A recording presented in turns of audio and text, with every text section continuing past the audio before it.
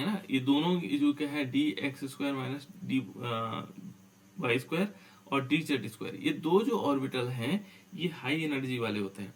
इनमें क्या होता है कि जो इलेक्ट्रॉन का जो डेंसिटी होती है, घनत्व होता है, वो उसके अक्षों के पर केंद्रित होता है, जो अक्ष होंगे उनके उन पर केंद्रित होता है इनके उसमें। और जो दूसरे वाले हमारे पास बचते हैं कौन से, जो तीन हमारे पास कक्षक है जो जिनकी कम ऊर्जा है, d x y, d y z, है ना, डी जेड एक्स, ये इन तीनों की ऊर्जाएं, इनकी तीनों की जो इलेक्ट्रॉन घनत्व होता है वो इनके केंद्र के मध्य होता है ना, यानी कि अक्षों के मध्य होगा, है ना, यहाँ पर मध्य में केंद्रित होता है। तो इस प्रकार से दोनों, इसकी कम ऊर्जाएं होती हैं और इसकी अधिक ऊर्जाएं होती हैं, ये दो भागों में हम इसको बांट सकते हैं। ठीक है, ये याद रखना बेटा, ये दो भागों में बढ़ गए। उसके बाद कहता है कि अष्टफलिकीय जो अक्षर जो संकुल होंगे हमारे पास, धातु आयन अष्टफलक के केंद्र में पाया जाता है। जो अष्टफलक होगा उसके केंद्र में पाया जाता है। और इसमें कितने लिगेंड्स होते हैं, 6 लिगेंड्स होते हैं।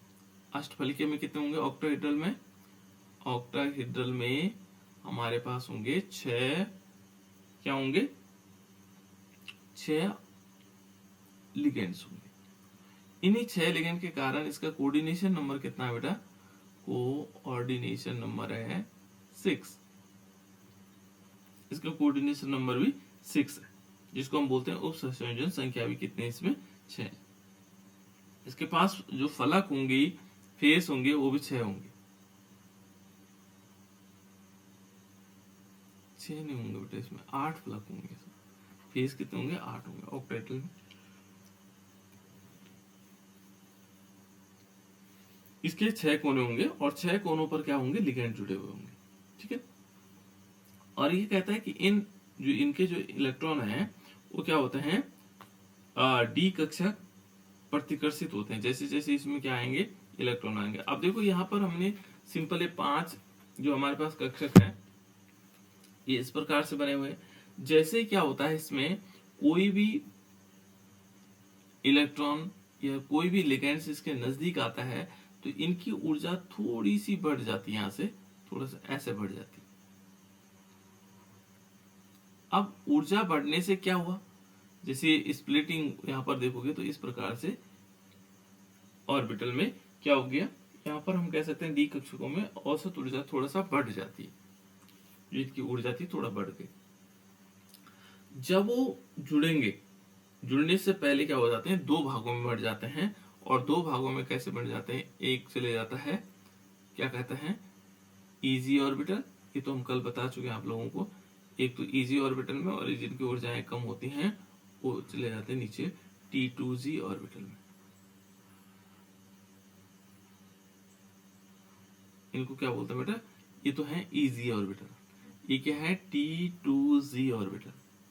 ये 2 प्रकार के ऑर्बिटल्स होते हैं, एक तो इजी ऑर्बिटल हो गए और एक T2Z ऑर्बिटल हो गए। इनके नाम हमने कहा, ये उच्च ऊर्जा स्तर है और ये निम्न ऊर्जा स्तर।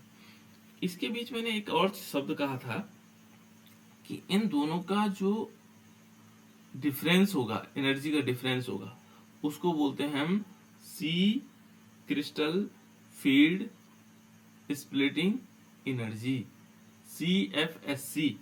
ये क्रिस्टल फील्ड स्प्लिटिंग एनर्जी होगी, है ना। इनके बीच के जो एनर्जी का डिफरेंस होगा और वो होता है कितना, 10 DQ के बराबर। इसके बराबर होता है 10 DQ। ठीक है ना। और इसको हम किससे दिखाते हैं, इसको हम डेल्टा से दिखाते हैं, ऐसे डेल्टा से भी दिखा सकते हैं। तो ये क्रिस्टल फील्ड एनर्जी है। यहाँ पर 2 भागों में हमने इसको बांट दिया, इजी ऑर्बिटल। और इजी ऑर्बिटल की तरफ जो जाएंगे वो कौन जाएगा, dx² माइनस वाई स्क्वायर, और ये जाएगा dz², है ना। और जो नीचे की तरफ आएगा dxy, dyz, dzx। ये 3 कम ऊर्जा वाले ऑर्बिटल हैं इनसे। और जिनकी कम ऊर्जाएं होती है इलेक्ट्रॉन को नीचे की तरफ आ जाते हैं, जिनकी ज्यादा होती है ऊपर की तरफ जाए। ये हमारे पास ऑक्टाहेड्रल के लिए है ना। ऑक्टाहेड्रल के लिए जो स्ट्रक्चर आएगा वो इस प्रकार से आएगा। ऐसे आगे टेट्राहेड्रल के लिए भी आना है ना, टेट्राहेड्रल के लिए भी आएगा। तो इसमें हमारे पास ऊर्जा का। अब यहाँ पर बॉन्डिंग से क्या संबंध है इसका, कैसे कैसे बॉन्ड बन पाएंगे ये भी बताता है। बॉन्डिंग बनाने की, ये बॉन्डिंग बनेगा या नहीं बनेगा, बॉन्ड फॉर्मेशन होगा या नहीं होगा, ये सारी सीएफटी बताता है, क्रिस्टल फील्ड थ्योरी बताती है। ये सारा किस पर डिपेंड करता है, ये जो हमारे पास क्रिस्टल फील्ड स्प्लिटिंग एनर्जी है CFSC है, उसके अनुसार। अब चलो इससे शुरुआत कर देते हैं, थोड़ा और आगे चलते हैं इसमें, कि जो विपाटन ऊर्जा होगी यानी कि CFSC का मान क्या होगा, धातु आयन और लिगेंड की प्रकृति पर निर्भर करता है। देखो जो हमारे पास क्रिस्टल फील्ड स्प्लिटिंग एनर्जी होगी बेटा, क्रिस्टल फील्ड स्प्लिटिंग तो हम जानते हैं, स्प्लिटिंग का मतलब होता है विपाटन, है ना, इसको बोलते हैं क्रिस्टल क्षेत्र विपाटन ऊर्जा, है ना, जिसको हम क्या बोल रहे हैं, डेल्टा जीरो हम कह सकते हैं, है ना, डेल्टा ओ कह सकते हैं, ये डेल्टा ओ है, ऑक्टाहेड्रल है। का मान किस पर डिपेंड करेगा, का मान जो हमारे पास क्या होगा, एक तो मेटल आयन होगा और दूसरा क्या होगा, लिगेंड।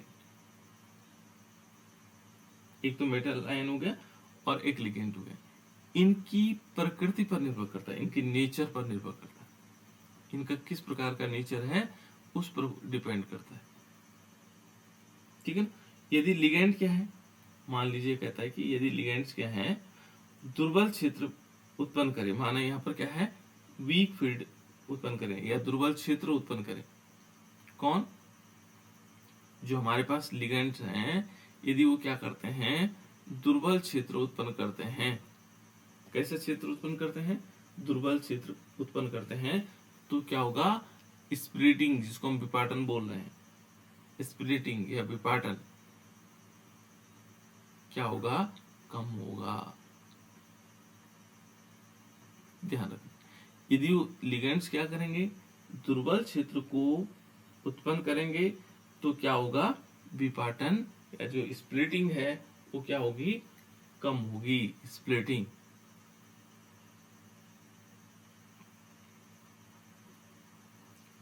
स्प्लिटिंग क्या होगी बेटा, कम होगी, विपाटन क्या होगा, कम होगा। और दूसरा कहता है यदि लिगेंड क्या होगा, प्रबल क्षेत्र उत्पन्न करता है, माना लिगेंड हमारे पास है और लिगेंड क्या करता है, स्ट्रॉन्ग फील्ड उत्पन्न करता है, यानी कि हम कह सकते हैं लिगेंड्स यहाँ पर क्या कर रहा है, प्रबल क्षेत्र, लिगेंड्स क्या कर रहा है, प्रबल क्षेत्र,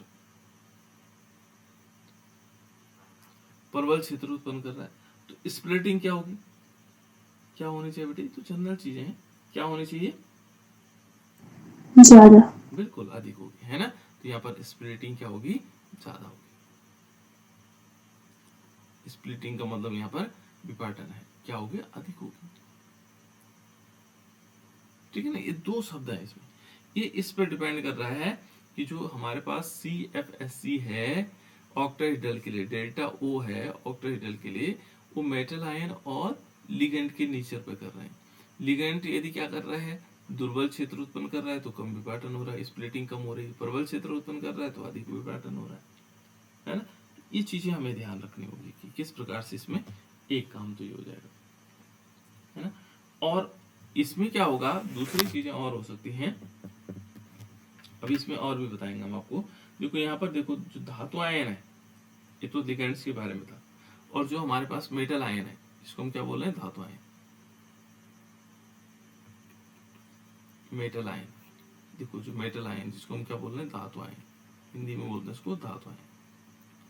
अब धातु आयन के बारे में जान लेते थोड़ा, ये तो लिगेंड्स के बारे में हुआ, ये किसके बारे में था, लिगेंड्स के बारे में। तो ये छोटी छोटी चीजें अलग अलग पूछ सकता है बेटा। देखो ये कहता है कि लिगेंड्स की, यदि हम धातु आयन की बात करें तो कहता है कि जो धातु आयन है, धनावेश बढ़ने पर क्या होगा, क्रिस्टल विपाटन ऊर्जा का मान भी बढ़ता है। यदि इसमें पॉजिटिव चार्ज हुआ, क्या बढ़ा, धातु आयन पर यदि धनावेश बढ़ा, मान लीजिए ये हमारे पास धातु आयन है, मेटल आयन है, और इस पर क्या हुआ, पॉजिटिव चार्ज बढ़े, धनावेश बढ़े, है ना, तो जो हमारे पास CFSC होगा, क्रिस्टल फील्ड स्प्लिटिंग एनर्जी होगी, है ना, उसका मान भी क्या होगा, बढ़ेगा, अधिक होगा। अधिक होगा। यदि क्या हो रहा है, पॉजिटिव चार्ज बढ़ रहा है, ठीक है ना। तो ये कहता है कि यहाँ पर क्या होगा, डेल्टा ओ का मान क्या होगा, वृद्धि होगी, क्योंकि क्या होगा, जो धनावेश होंगे वो लिगेंड को क्या करेंगे, लिगेंड को अधिक ध्रुवित करेगा, लिगेंड को क्या बना देगा, अधिक ध्रुव बना देगा उसमें, है ना। क्या बन जाएंगे उसमें, अधिक ध्रुव बनेंगे, लिगेंड्स में क्या बनेंगे, अधिक ध्रुव बनेंगे। किसके कारण, जब इसमें पॉजिटिव चार्ज आएंगे। तो इस पॉजिटिव चार्ज से क्या हो रहा है, ध्रुव अधिक बन रहे हैं। दूसरे यदि कहता है, मान लीजिए ये तो क्या हो गया, उससे बढ़ रहा है। अब दूसरी चीजें कह रहा है, क्योंकि इसमें क्या होगा, लिगेंड अधिक ध्रुवित करेगा। अलग अलग प्रकार के लिगेंड क्या होंगे, जो विभिन्न प्रकार के लिगेंडों को उनकी बढ़ती हुई विपाटन अथवा उनकी बढ़ती हुई क्या है, प्रबलता के श्रेणी क्रम में व्यवस्थित किया जाए, तो क्या होगा कि जो हमारे पास स्पेक्ट्रोकेमिकल सीरीज है ना, वो जो हमारे पास क्या होगी, एक श्रेणी प्राप्त होगी, जिसको हम क्या कहेंगे, स्पेक्ट्रोकेमिकल सीरीज। जैसे यहाँ पर देखें किस प्रकार से हो सकता है, जैसे आयोडीन है, ठीक है ना। तो आयोडीन क्या होगा, नेगेटिव चार्ज है, इज लेस देन ब्रोमीन। दो प्रकार की सीरीज यहाँ पर प्राप्त होगी, ब्रोमीन से होगा, इज लेस देन क्या होगा, SCN होगा, है ना। फिर इज लेस देन Cl होगा, फिर लेस देन, इन पे माइनस चार्जेस है ना, is less than 2 minus, sulphur पे 2 माइनस चार्ज हो जाएंगे, है ना। फिर लेस देन फ्लोरीन होगा। देखो ये चलते जा रहे हैं, OH माइनस, इसको बोलते हैं, ये हमारे पास जो श्रेणी प्राप्त हुई, एक व्यवस्थित श्रेणी प्राप्त होगी, उसको बोलते हैं स्पेक्ट्रोकेमिकल सीरीज, स्पेक्ट्रोकेमिकल सीरीज। तो ये हमारे पास स्पेक्ट्रोकेमिकल सीरीज है ना, या स्पेक्ट्रो रासायनिक श्रेणी हम इसको कह सकते हैं, स्पेक्ट्रो रासायनिक श्रेणी C2O4, और इस पर 2 माइनस चार्ज, फिर क्या आएगा, लेस देन H2O, और इस पर भी क्या होगा, इस पर कोई चार्ज नहीं होगा। फिर आगे चलेंगे, देखो इज लेस, आगे भी बेटा है ना, ये आएगा NCS माइनस, फिर लेस देन आएगा EDTA, ठीक है ना। फिर 4 नेगेटिव चार्जेस, फिर आएगा NH3, इस सीरीज हमें प्राप्त हो रही। फिर आया लेस देन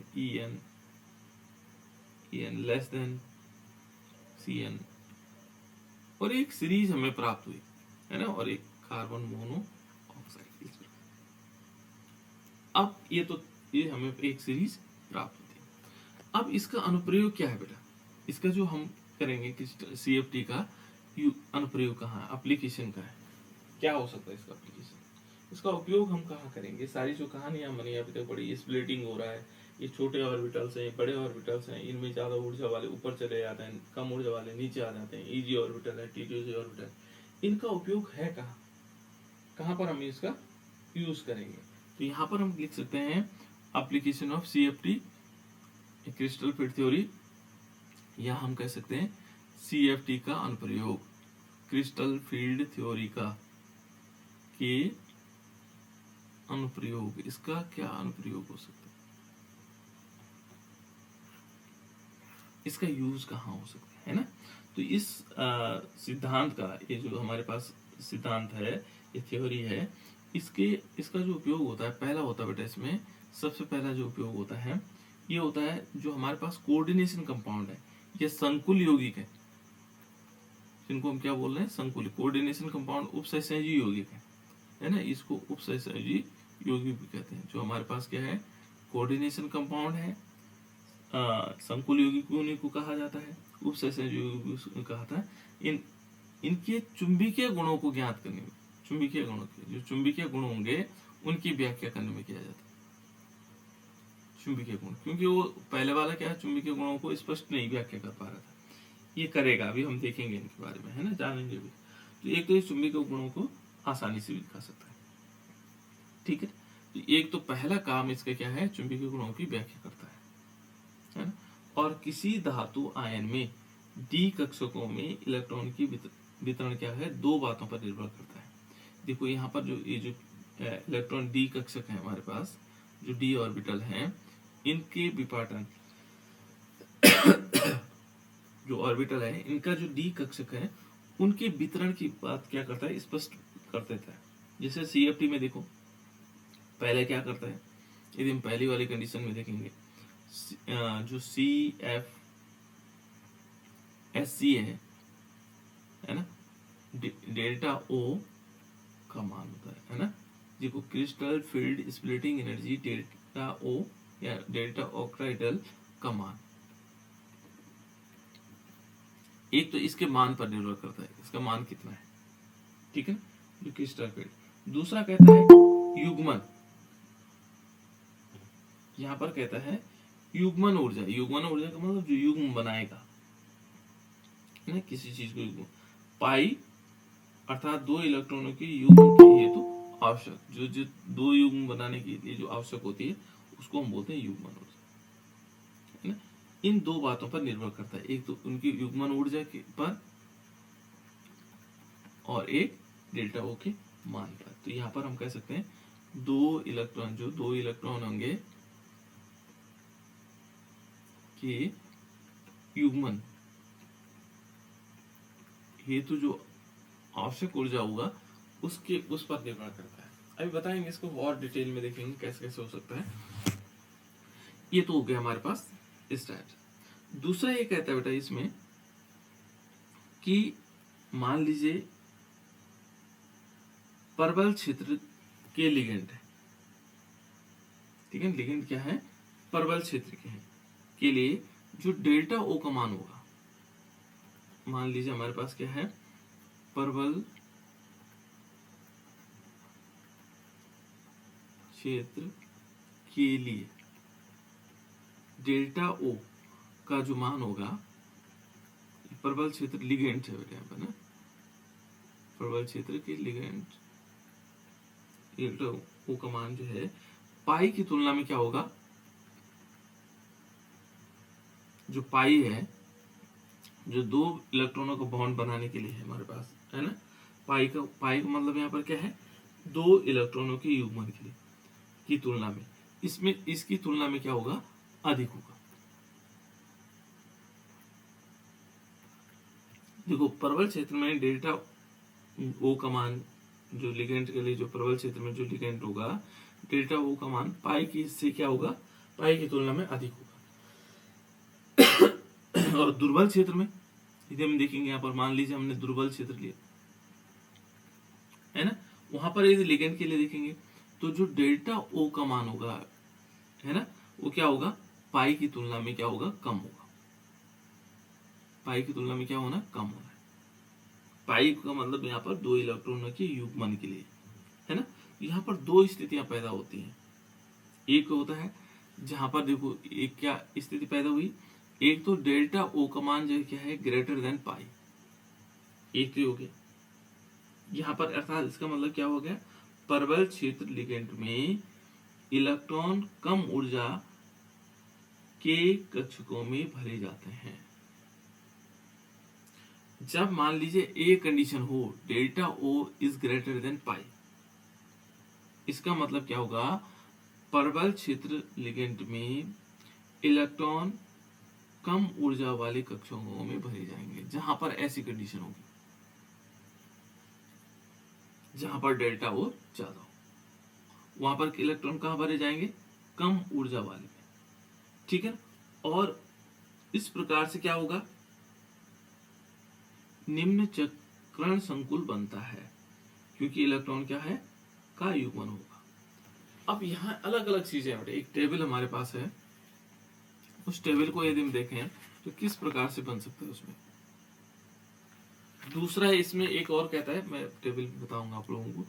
ये कहता है कि मान लीजिए डेल्टा O का मान यदि क्या है, लेस देन है पाई, तो यहां पर क्या होगा, दुर्बल क्षेत्र लिगेंड में इलेक्ट्रॉन युग्मन नहीं होता है, यहां पर इलेक्ट्रॉन का युग्म नहीं बनेगा दुर्बल क्षेत्र लिगेंड। इलेक्ट्रॉन क्या होगा, उच्च ऊर्जा के कक्षकों में भी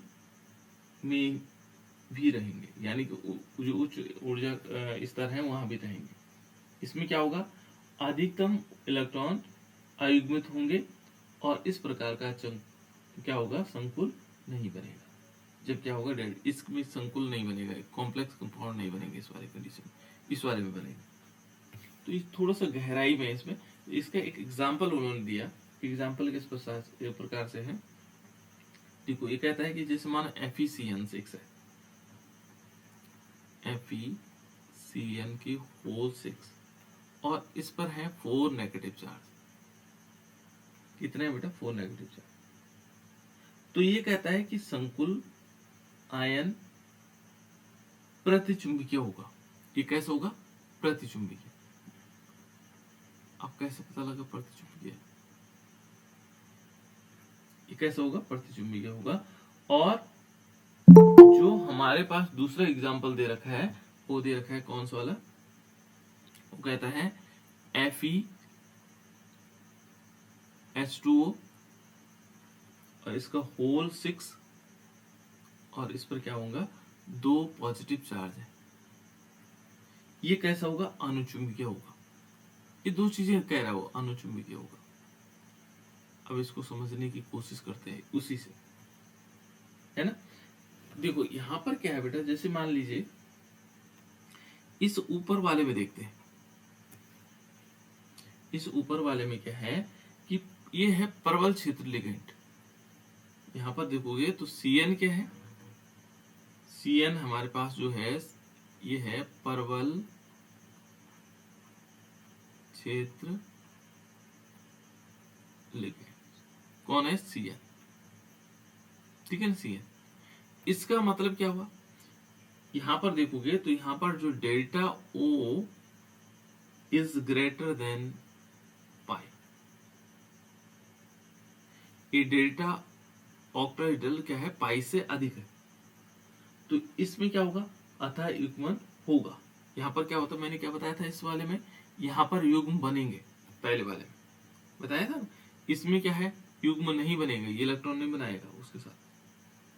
तो जहां पर डेल्टा O पाई से ज्यादा है, वहां पर क्या होगा, युग्मन होगा, ठीक है ना, इलेक्ट्रॉन का युग्मन होगा। और निम्न चक्रण संकुल आयन व प्रतिचुंबकीय, इसको हम बोलेंगे ये कैसे होगा, ये प्रतिचुंबकीय होगा, ठीक है ना। निम्न चक्रण संकुल आयन या प्रतिचुंबकीय होगा। दुर्बल क्षेत्र में यदि देखेंगे, यहां पर देखेंगे दुर्बल क्षेत्र लिगेंड क्या है, H2O है। और दुर्बल क्षेत्र लिगेंड जब H2O है तो हम कह सकते हैं कि डेल्टा O क्या होगा, लेस देन पाई। और यहाँ पर क्या होगा, अतः यहाँ पर इलेक्ट्रॉन का युग्मन नहीं होता है ना। और ये क्या होगा, डायमैग्नेटिक, जिसको सॉरी ये पैरामैग्नेटिक्स हो जाएंगे, है ना, ये पैरामैग्नेटिक रहेगा। तो डायमैग्नेटिक्स हो जाएंगे, ये क्या होगा, पैरामैग्नेटिक रहेगा। इसमें युग्मन नहीं होता है, और युग्मन नहीं होगा तो उच्च संकुल आयन या अनुचुंबकीय होगा। क्योंकि जब युग्मन होगा ही नहीं तो क्या नहीं बनेगा, इसमें बॉन्ड फॉर्मेशन नहीं हो पाएगा, है ना, या उस प्रकार। तो ये स्पष्ट ढंग से इसको दिखाता है, ठीक है। एक और इन्होंने टेबल टाइप की दी है बेटा इसमें,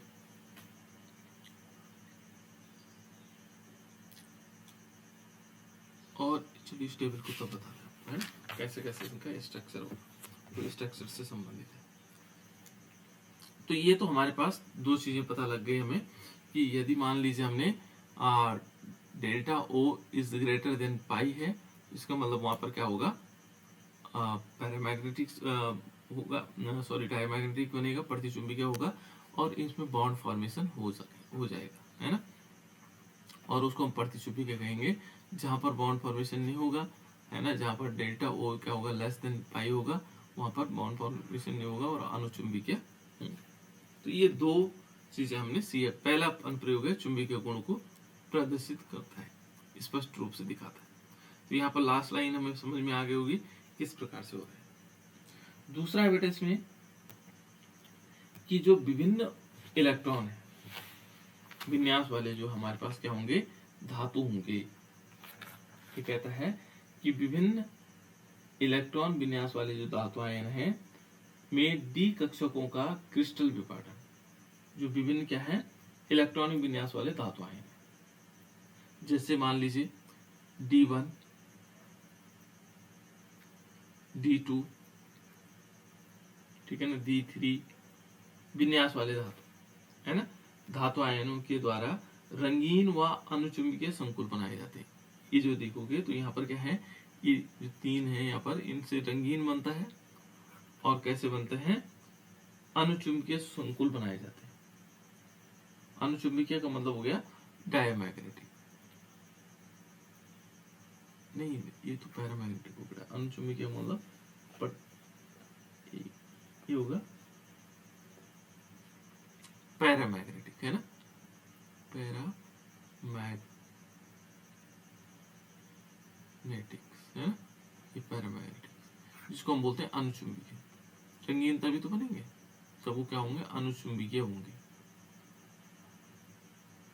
ये ध्यान रखें। जैसे D1, D2, D3 है ना, इन इलेक्ट्रॉन विन्यास वाले जो धातु आयन होते हैं वो क्या कहते हैं, वो कहते हैं कि धातु आयनों द्वारा रंगीन क्या और अनुचुंबकीय संकुल बनाए जाते हैं।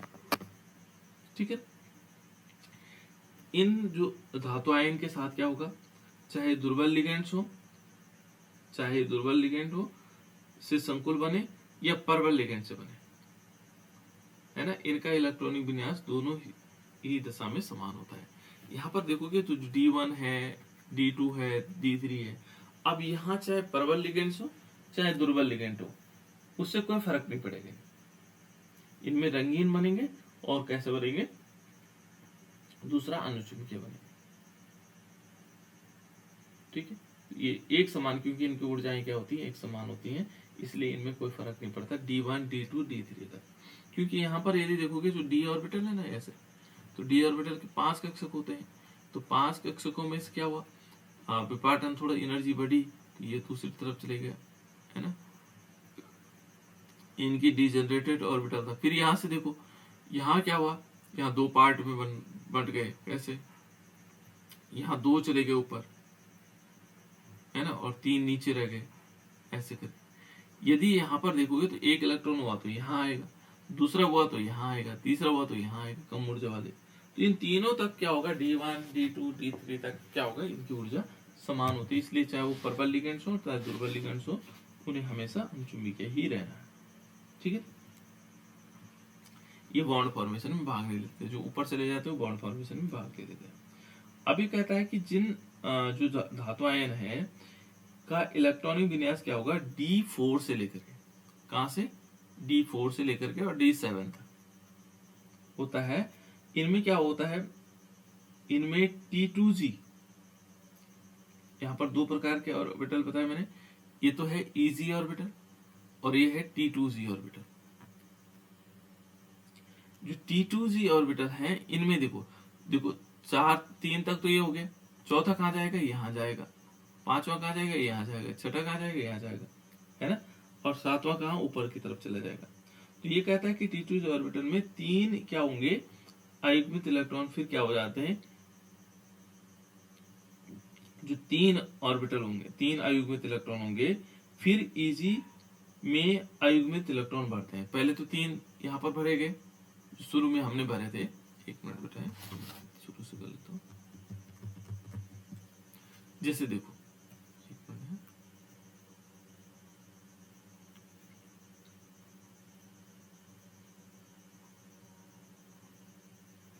ये हमारे पास इलेक्ट्रॉन है ना। अब देखते हैं इसके इलेक्ट्रॉन कैसे हैं। जैसे मान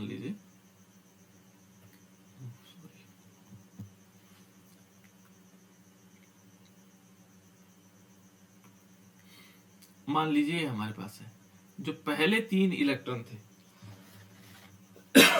जिनकी ऊर्जाएं समान थी, वो एक यहां भरा गया, दूसरा यहां भरा गया, तीसरा यहां भरा गया। ठीक है, अब D7 से 4 से लेकर के और 7 तक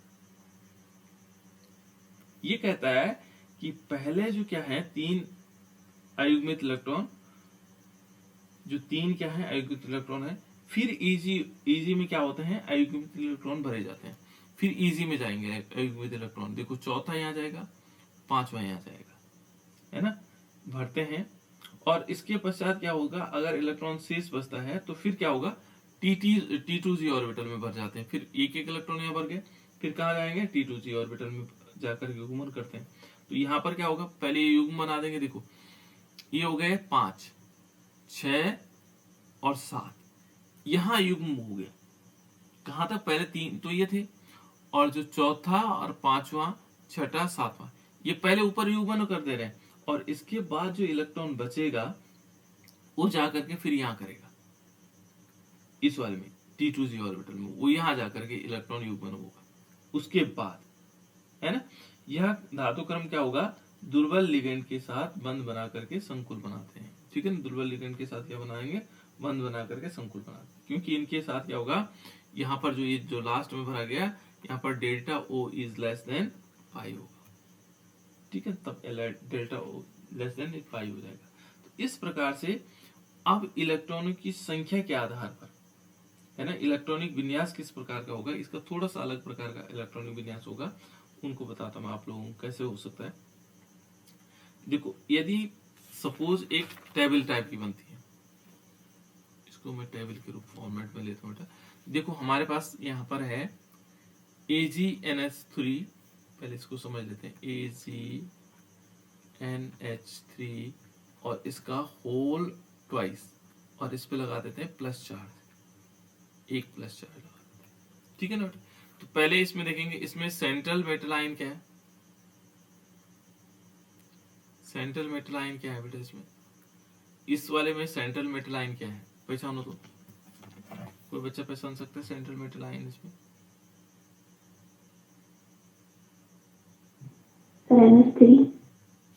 NH3 तो सेंट्रल मेटल आयन होगा बेटा। देखो ये तो लिगेंड्स होता शायद, मुझे जहां तक ध्यान है। सर Ag Ag होगा बेटा, है ना, इसको हम बोलेंगे सेंट्रल मेटल आयन। ये तो लिगेंड्स है ना, इसको हम क्या बोलेंगे, लिगेंड्स।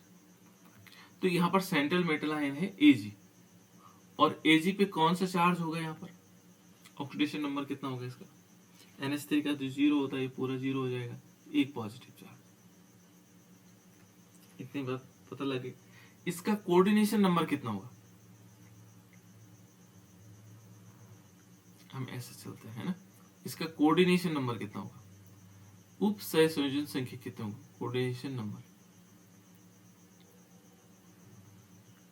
कितना होना चाहिए बेटा। कोऑर्डिनेशन नंबर हम कैसे निकालते हैं,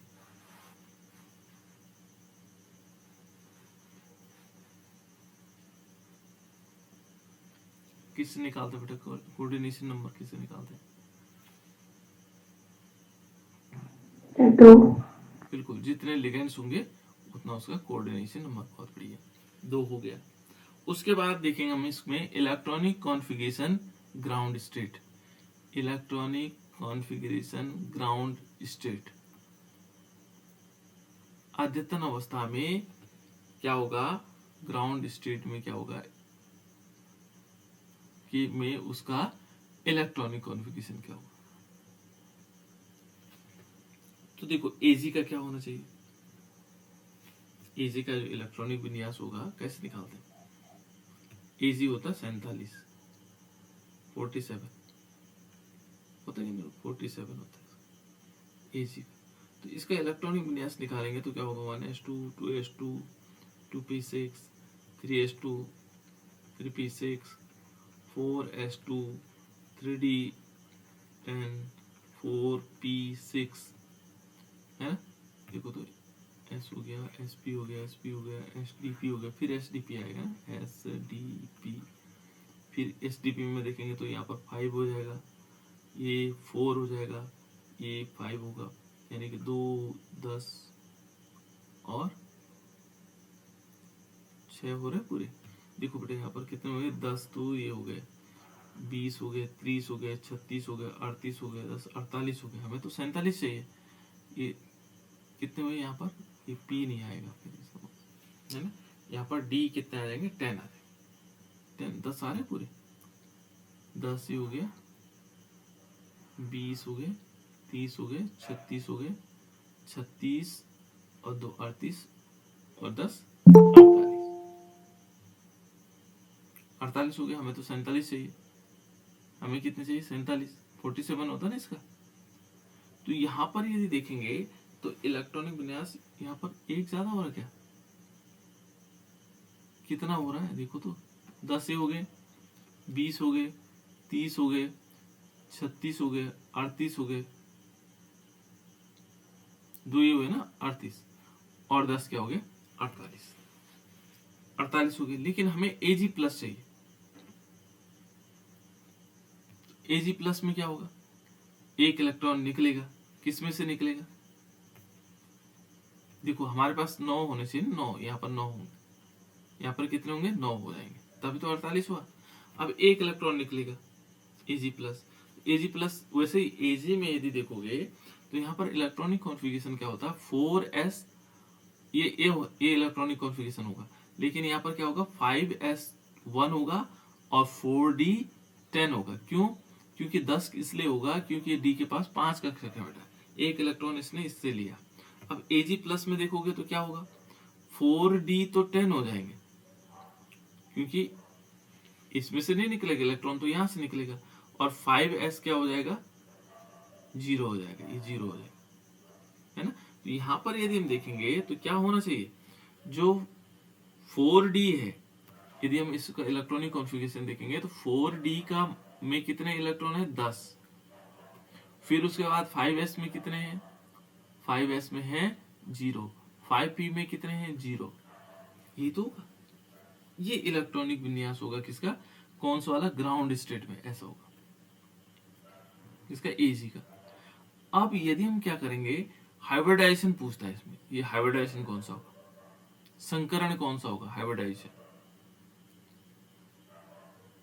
इसमें यदि हम हाइब्रिडाइजेशन देखेंगे तो कौन सा हाइब्रिडाइजेशन होगा? इसमें होगा बेटा sp, s और p के बीच में हाइब्रिडाइजेशन होगा, ठीक है ना। इसमें sp हाइब्रिडाइजेशन होगा। और इसमें यदि देखोगे तो नंबर ऑफ अनपेयर्ड इलेक्ट्रॉन कितने होंगे, तो यहाँ पर देखोगे तो नंबर ऑफ अनपेयर्ड इलेक्ट्रॉन इसमें 0 होता है। पहले हमने एक्साइटेड स्टेट वाला देखा ही नहीं बेटा, है ना। ये ग्राउंड स्टेट में था, यहाँ एक्साइटेड स्टेट में भी सेम ऐसे ही आएगा। यहाँ पर थोड़ी सी हमें चेंज करना पड़ेगा, यहाँ पर लिखेंगे हम एक्साइटेड स्टेट, ये electronic configuration at excited state. जो उत्तेजित अवस्था में उसका इलेक्ट्रॉनिक कॉन्फ़िगरेशन क्या होगा? तो एक्साइटेड स्टेट में भी सेम होगा। कौन सा वाला? जैसे ग्राउंड स्टेट में 4d10, 5s0 एंड 5p0। और फिर उसके बाद इसमें sp हाइब्रिडाइजेशन होगा, और फिर इसमें क्या होगा? नंबर ऑफ अनपेयर्ड इलेक्ट्रॉन कितने होंगे? 0 होंगे, और इसका जो बॉन्ड एंगल होगा वो 180 होगा, और लीनियर स्ट्रक्चर होगा। कैसे होगा? Linear structure. और इसका नेचर क्या होगा? डायमैग्नेटिक होगा, क्योंकि ये क्या करता है? बॉन्ड फॉर्मेशन करता है। इसी प्रकार से उन्होंने और सीरीज भी दी, 1 2 3 4 5 6 7 8 के लिए। वो मैं आपको इस सीरीज को पहले इसमें इंस्टॉल करूंगा, तब बताऊंगा आपको कहाँ कहाँ पर क्या क्या चीजें। नहीं तो इतना लिखना बहुत मुश्किल काम हो जाएगा ना इसमें, ठीक है। तो इस प्रकार से क्या होता है बेटा, इसमें क्रिस्टल फील्ड स्प्लिटिंग एनर्जी निकाली जाती है, और इसमें फिर डायमैग्नेटिक्स आते हैं, कुछ पैरामैग्नेटिक आते हैं। यहाँ पर संख्याएं बढ़ती चली जाती हैं। जैसे यहाँ देखोगे, यहाँ पे संख्याएं बढ़ेगी, इन जगहों पर पहले डी रहेंगे, है ना। फिर जब कोऑर्डिनेशन संख्याएं बढ़ती चली जाएंगी, D5 होंगे, D3 होंगे, तो अलग अलग इलेक्ट्रॉन के लिए अलग अलग प्रकार के ये देता है हमारे पास। जो डिफरेंट प्रकार के क्या होंगे? कॉम्प्लेक्स होंगे। वो कौन कौन से अनुचुंबकीय होते हैं, कौन कौन से प्रतिचुंबकीय होंगे, वो मैं आप लोगों को पूरा डिटेल इसमें बता दूंगा, ठीक है। तो ये है इलेक्ट्रॉनों का किस प्रकार से होगा। इसका छोटा सा पार्ट और रह गया बेटा, उसको मैं कल बताता हूँ आप लोग।